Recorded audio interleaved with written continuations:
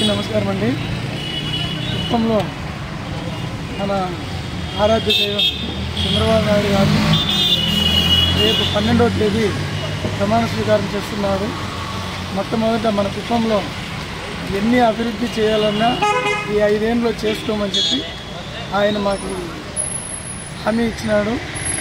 ఆ హామీని కూడా ఆయన నియోజకవర్గం కాబట్టి ఎక్కడ ఏ పని కావాలన్నా మొత్తం అభివృద్ధి చేయడానికి 5 ఏళ్ళలో ఏం అభివృద్ధి కావాలన్నా చేసేదానికి ఆయన సిద్ధంగా ఉన్నారు. ఆయనకి మేము హృదయపూర్వకంగా ధన్యవాదాలు తెలుపుతున్నాము. మరియు ఆయన ముఖ్యమంత్రి అవుతానికి కుప్పం ప్రజలకు చాలా సంతోషంగా ఉంది.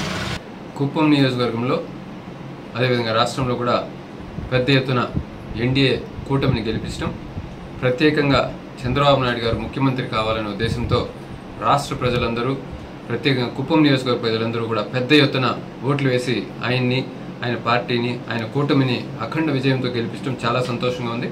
ఎందుకంటే గతంలో చంద్రబాబు నాయుడు గారు విజన్తో ఏదైతే అభివృద్ధి కార్యక్రమాలు చేసుకుంటూ వచ్చారో అది రాష్ట్రంలో కావచ్చు, కుప్పం నియోజకవర్గంలో కావచ్చు, అవన్నీ కూడా ఇప్పుడు కంప్లీట్ అవుతుందని ఒక నమ్మకం ప్రజలందరికీ కలిగింది. ఎందుకంటే ఆయన మొదలుపెట్టిన ఈ కార్యక్రమాలన్నీ కూడా గత 5 సంవత్సరాలుగా ఈ జగన్మోహన్ రెడ్డి గారి ప్రభుత్వంలో అసలు ఎటువంటి అభివృద్ధికి నోచుకోకుండా మూలన పడేయబడ్డాయి. కాబట్టి అవన్నీ ఖచ్చితంగా కంప్లీట్ అయ్యి మన రాష్ట్రం అదేవిధంగా కుప్పం నియోజకవర్గం అభివృద్ధిలో ముందుంటుందని చెప్పి మా అందరికీ సంతోషంగా ఉంది. Thank you very much.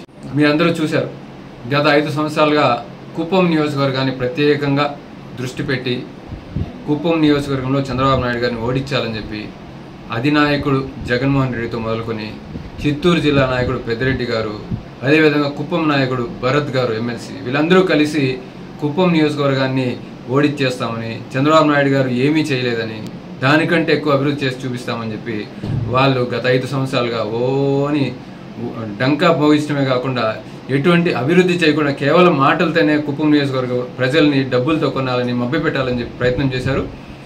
కొసమర్పు ఏమంటే ఇక్కడ వీళ్ళు చెప్పిన మాటల్ని ఎవ్వరూ వినలేదు అనే దానికి నిదర్శనం ఈరోజు కుప్పం నియోజకవర్గంలో చంద్రబాబు నాయుడు గారు రాష్ట్రంలో ముఖ్యమంత్రి అవ్వడం, ఇక్కడ మంచి మెజార్టీతో గెలవడం ఒక నిదర్శనం అయితే, వీళ్ళ మాటల్ని కనీసం వాళ్ళ నియోజకవర్గ ప్రజలు కూడా నమ్మలేదనే దానికి ఒక మన పెద్దిరెడ్డి గారు కన్ను లొట్టపోయి గుడ్డి తప్పి మెల్లొచ్చినట్టు ఆయన అతి స్వల్ప మెజార్టీతో వాళ్ళ నియోజకవర్గంలో గెలవటం అనేది దీనికి నిదర్శనం.